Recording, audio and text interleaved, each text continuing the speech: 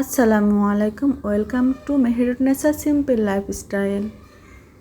প্রতিদিনের মতো আজকেও আমি তাহমিদাকে রেডি করে বাসের জন্য রেখে আসলাম। এদিকে সোয়েবকে রেডি করে দিয়েছি স্কুলে যাওয়ার জন্য। সোয়েব তো সেই পোজ দিচ্ছে। হ্যাঁ, ছেলেটা হচ্ছে চশমা পরে যায় এই কারণে স্কুলে যাইতে যাইতে অনেক গাড়ি আসা যাওয়া করে, এজন্য অনেক ধুলাবালি ওড়ে ওর চোখে যায়, সেজন্য চশমা পরে যাচ্ছে 2 দিন। চশমাটা যেয়ে আবার খুলে ব্যাগে রেখে দেয়। আজকে অনেক দেরি হয়ে গেছে, আজকে গাড়িতে যেতেই হবে। পথ খুবই কম, তারপরেও গাড়িতে যাওয়া লাগবে কারণ হাতে একদমই টাইম নাই। যাই হোক, বাবুকে দিয়ে আসলাম ক্লাসে দিয়ে আসার পথে স্কুলের সামনে 2টা বাচ্চা খেলা করছে। ছোটোবেলায় আমরা অনেক খেলেছি, এখন আমাদের বাচ্চারা খেলছে। আবার বাসার উদ্দেশ্যে রওনা দিলাম। হাঁটতে হাঁটতে দেখি আমার শ্বশুর বাড়ির পাশে চাচা রিক্সা নিয়ে আসে, শহরে রিক্সা চালাই। চাচা তো খুব বিপদে পড়েছে, একটা বৃদ্ধ মহিলা রিক্সায় উঠবে কিন্তু উঠাতেই পারছে না। আমি ধরলাম, ওখানে একটা মেয়ে ছিল, ওনাকে বললাম আপু একটু হেল্প করেন। আমরা ধরে ওনাকে উঠাইয়ে দিলাম। আর একটু যেতে যেতে দেখলাম আর একটা বৃদ্ধ মহিলা, উনি ভিক্ষা করে। ওনাকে ভিক্ষা দেওয়ার জন্য ডাকলাম, ডেকে তো উনি ভিক্ষা নিল এবং আমার কাছে অনেক কাকুতি মিনতি করছিল। আমার তো খুবই খারাপ লাগছিল, কারণ উনি যে স্থানে থাকে সেখানে উনি নাকি একদমই থাকতে পারছে না, মৌমাছির মতো মশা ওনাকে ঘিরে রাখছে। দিনের বেলায়, রাতে তো মশারি দিয়ে থাকছে, কিন্তু দিনের বেলায় তো মশারি দিয়ে কাজ করা যায় না, রান্না টান্না এই কাজ সে কাজ তো থাকেই। সেই কথাগুলো উনি আমাকে বলছিল। আর রাতে ইঁদুর, এত পরিমাণ ইঁদুর। উনি তো অনেক অসহায় একটা মানুষ, ভিক্ষুক যেহেতু, সেরকম ভালোবাসা তো উনি পায় নাই।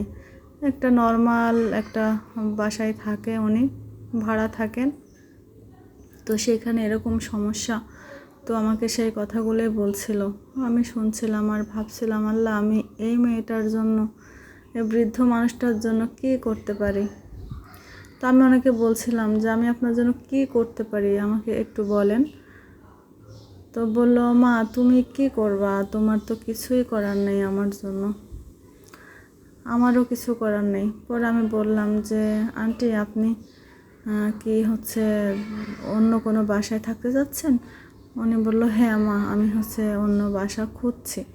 তো এই মানুষটা কি খুঁজবে, কোথায় কি করবে, আমি না আসলে অবাক হয়ে যাচ্ছিলাম। পরে আমি বললাম ঠিক আছে, আমি একটু কাউকে বলে দেখি, আপনিও ট্রাই করেন। আরেকটা জিনিস একটু খেয়াল করে দেখেন, এই মানুষটা এই বয়সে কি দারুণ পর্দা করেছে।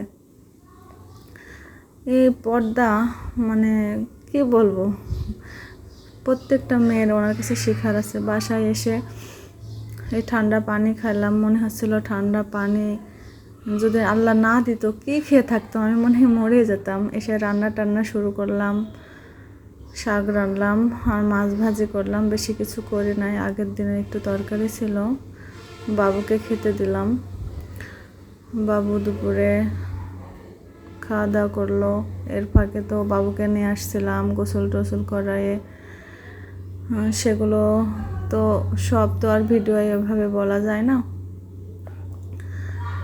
তারপরে ওকে খাওয়াই টাওয়াই দিয়ে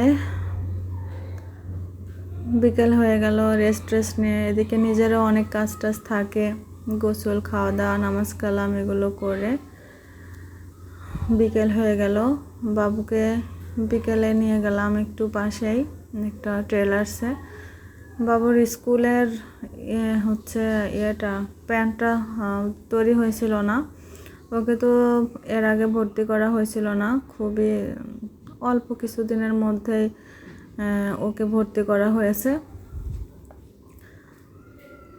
তো বাইরে ওভাবে বের হওয়া হয় না, বাসার মধ্যেই থাকা হয়। যখন ওদের বলে চলে একটু বাইরে যায়, এত পরিমাণ আনন্দ পায় ওরা। তারপরে বাবুকে নিয়ে গেলাম টেলার্সে, যে প্যান্টটা নিয়ে আসলাম। এদিকে সে লাফ দিবে, লাফ দেওয়ার জন্য রেডি। লাফ দিল, একটু ড্যান্সও দিল। এই ছোটো বাবুটা টাটা দিচ্ছিল, আসার পথে ছোটো বাবুটার সাথে অনেক খেলা করছে সোহাইব, যার পথে আবার টাটা দিচ্ছিল। এদিকে দোকান দেখে বলে আম্মু চকলেট খাবো। সবাই ভালো থাকবেন, আল্লাহ হাফেজ।